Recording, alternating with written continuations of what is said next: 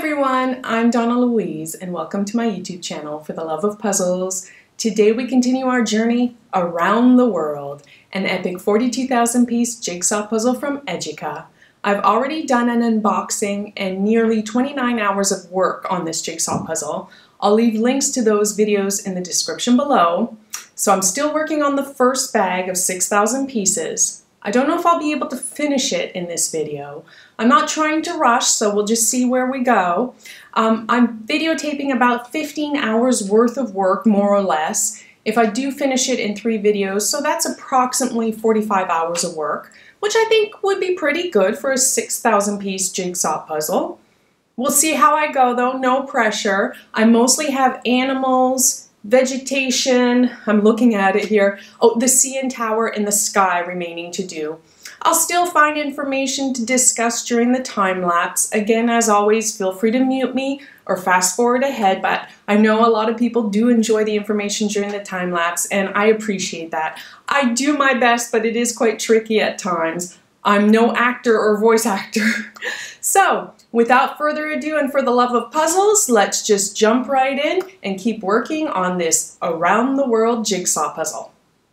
I started out working on the remaining animals. I didn't do any close-ups as I was assembling pieces all over the place. Some of the animals depicted are a bobcat, timber wolves. Here's an image of a young deer, some horses, and what I believe is a reindeer due to the shape of its antlers and shagginess. Next we have a caribou and a moose, a grizzly bear, which I had mistaken as a brown bear to start, and then a black bear. Now, I cannot mention a black bear without telling you about my hubby's story, which he always mentions whenever the words black bear are spoken. He had rented a cabin in Yosemite Park and arrived in the evening. In the parking lot, he was unloading his truck, and they tell you not to leave any food overnight in the vehicle. He had all his food in a clean black garbage bag, and he placed it on the ground, unloading it from the truck. He saw a garbage can nearby, he said about 5 meters away, and he just went to throw something out quickly. He said he was turned away for maybe 5 seconds when a black bear ripped into that black bag and grabbed his Hawaiian bread from the top of the food pile. Well, to this day, he still mourns the loss of that Hawaiian bread. I then moved on to my pile of miscellaneous pieces, filling in holes all over the place, which feels really nice when you finally figure out where a piece goes. Next, I started on all the remaining vegetation pieces, which were pretty much all green in color. There were a lot of palm trees depicted in this section of the puzzle. It was feeling a little bit overwhelming, so I decided to take a break and to work on the CN Tower. Now, the CN Tower is a 553.3 meter high or 1,815.3 feet high concrete communications and observation tower in downtown Toronto, Ontario of Canada. It was completed in 1976. And the CN part of its name refers to Canadian National, which is the railway company that built the tower, but some refer to it or believe it means Canada's National Tower. It's actually the Canadian National Tower. The CN Tower held the record for the world's tallest freestanding structure for 32 years, from 1975 until 2007, when it was surpassed by the Burj Khalifa. And it was the world's tallest tower until 2009, when it was surpassed by the Canton Tower. It's currently the 10th tallest freestanding structure in the world and remains the tallest freestanding structure on land in the Western Hemisphere. In 1995, the CN Tower was declared one of the modern 7 wonders of the world by the American Society of Civil Engineers. It also belongs to the World Federation of Great Towers. It's a signature icon of Toronto's skyline and attracts more than 2 million international visitors annually. It houses several observation decks, a revolving restaurant at some like 350 meters up, which is 1,150 feet, and even has an entertainment complex, I've personally been up the tower many times. I've eaten at the restaurant, I've been up to the top observation deck, and I've even walked on its glass floor. That floor can withstand the weight of 35 moose, or more than 3 orcas. Each panel is 6.3 centimeters, or 2.5 inches thick, including a scuff plate, 4 1.25 centimeter or half-inch layers of glass, and a pocket of air for insulation. Would you be willing to walk on that glass floor? Yes or no? There are 3 more rock structures along the skyline in this section of the puzzle. On the far side, I'm working on the Sierra Nevada mountain range in the western United States, and it lies between the Central Valley of California and the Great Basin. The more bluish mountain that I'm working on is Mount Denali in Alaska of the United States. It was also known as Mount McKinley, which was its former official name. And it is the highest mountain peak in North America, with a summit elevation of 20,310 feet, or 6,190 meters above sea level. It is the tallest mountain in the world from base to peak on land, measuring 18,000 feet, or 5,500 meters. Denali is the 3rd most prominent and 3rd most isolated peak on Earth, after Mount Everest and Aconcagua? I've never heard of that. I don't know how to pronounce it. So located in the Alaskan range, Denali is the centerpiece of the Denali National Park and Preserve. The Koyukon people, who inhabit the area around the mountain, have referred to the peak as Denali for centuries.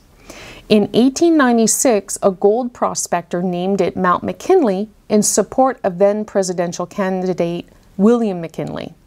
Now that name was officially recognized by the federal government of the United States from 1917 to 2015. But in August of 2015, 40 years after Alaska had done so, the United States Department of Interior announced the change of the official name of the mountain to Denali. In 1903, James Wickersham recorded the first attempt at climbing Denali, which was unsuccessful. In 1906, Frederick Cook claimed the first ascent, but this ascent is unverified and its legitimacy is questioned. The first verifiable ascent to Denali's summit was achieved on June 7, 1913 by climbers Hudson Stuck, Harry Karstens, Walter Harper, and Robert Tatum, who went by the South Summit. In 1951, Bradford Washburn pioneered the West Buttress route, considered to be the safest and easiest route, and therefore the most popular currently in use. The last mountain that I'm building in this section of the puzzle represents the Rocky Mountains. It's the one with the grayish striations. Also just simply known as the Rockies, they are a major mountain range and the largest mountain system in North America. The Rocky Mountains stretch 3,000 miles, or 4,800 kilometers, in a straight line distance from the northernmost part of Western Canada to New Mexico in the southwestern United States. The Rockies were formed about 80 to 55 million years ago, in which a number of plates began sliding underneath the North American plate. The angle of subduction was shallow, resulting in a broad belt of mountains running down western North America. Since then, further tectonic activity and erosion by glaciers have sculpted the Rockies into dramatic peaks and valleys. At the end of the last ice age, humans began inhabiting the mountain range. And after explorations by Europeans such as Sir Alexander Mackenzie and Anglo-Americans such as Lewis and Clark, natural resources such as minerals and fur drove the initial economic exploration of the mountains, although the range itself never experienced a dense population. In the northern hemisphere, they are called Aurora Borealis, and in the southern hemisphere, they are called Aurora Australis. I've had the privilege of seeing both. It's a natural light display in Earth's sky, predominantly seen in high latitude regions around the Arctic and Antarctic. Auroras display dynamic patterns of brilliant light that appear as curtains, rays, spirals, or even dynamic flickers covering the entire sky. A full understanding of the physical processes which lead to the different types of auroras is still incomplete, but the basic cause involves the interaction of the solar wind with Earth's magnetosphere, the Earth's magnetic field.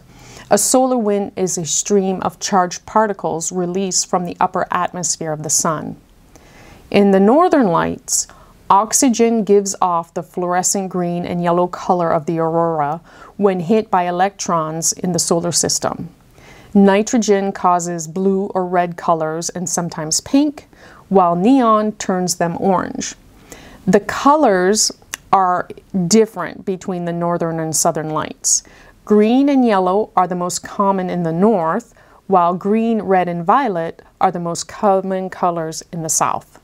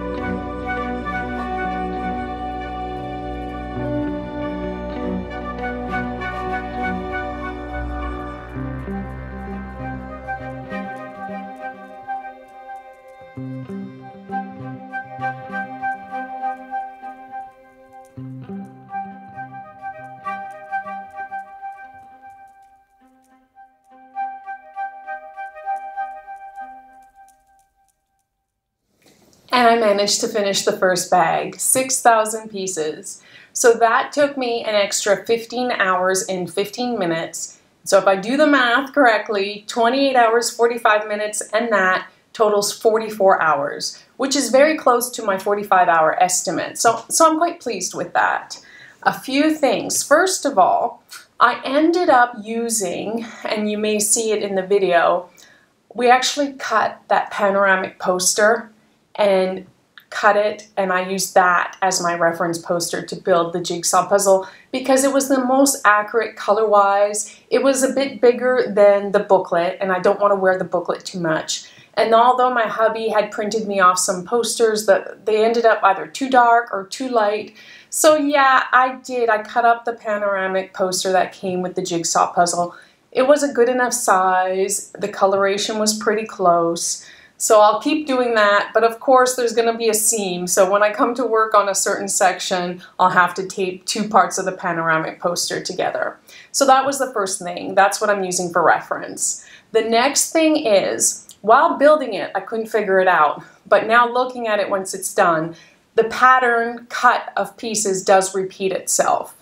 And I've also noticed it feels to me like there's a main seam down the middle and on the edge, And those pieces are the ones that I showed in the last video where they're kind of bigger, chunkier, but they have like this small prong. However, there's some other funky seams going on here as well, where pieces are shaped differently and they kind of don't line up exactly in the perfect grid. So that's another thing that may help you out. But I haven't been able to figure out where the horizontal seams are. To tell you the truth, I haven't started to count and I haven't investigated too closely. And now the big job begins of trying to divide this up into sections, flip them, tape the back so I can store and eventually do a full display. I'm not gonna lie, I'm worried about that. I think it's gonna be tricky because the pieces are also crumbly. I'm gonna have to handle with care. In fact, I'm even worried about taping the back because sometimes just putting the tape down and touching, I worry that it's gonna fall apart on me. So wish me luck. I'll get to working on that soon. I may just leave it out for a while. I don't think I'm gonna open the second bag for another maybe 2 weeks. Just take a break doing some smaller jigsaw puzzles here and there. But I love the image. I do love the image. The piece cut though, the pieces, wow. I have to say the worst crumbly puzzle I've ever come across in my life. And now because the piece cut repeats itself exactly, we talk about false fits. False fits, you know, you try a piece somewhere, you think it goes there, but when you try other pieces around it, nothing really works. So you realize you have a false fit. Well, I encountered a perfect false fit. Basically, the top of the sky here where there's kind of like the darker purple, blue, lighter purple, I had a piece and it fit perfectly. I had pieces all around it and it fit exact. But I was like, wait a minute, it just seems like it's too dark, like it doesn't belong there. And it didn't, it belonged on the other side. But because the piece cut repeats itself, I had two pieces, the exact same cut, but it didn't go in that spot. It was close in color enough, but I was like, something seems a little off. When you stand back, I was like, no, it appears to be too dark. So I do worry if you come to large solid color areas or similar color areas, you could actually have a perfect false fit and not realize until you kind of stand back and take a look at it. I believe most of the sky for this jigsaw puzzle has some sort of gradient of color through it, so I hope it's not too difficult, but we shall see. There you go, the first bag is done. The first of a total of 7, so I'm 1/7 of the way there. It's not too bad. Yeah, I'm not looking forward to sorting the next bag. I think I'll do something different. I'll leave this big board out. I'll probably make piles on one side, put pieces of cardstock or paper over here, and maybe actually start to assemble stuff as I go. We'll see. I just cannot sort without building things if I realize they go together, depending on the image on the jigsaw puzzle.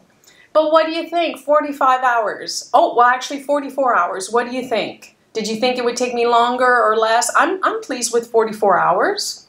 I'm happy with that. So we'll put this aside gently. Try to flip it and tape it and store it. We'll do some other puzzles for the next few weeks and then we'll crack into bag number 2. Thank you so much for watching. I really appreciate it. For the love of puzzles, I hope you enjoy my videos. Please consider subscribing and until next time, ciao!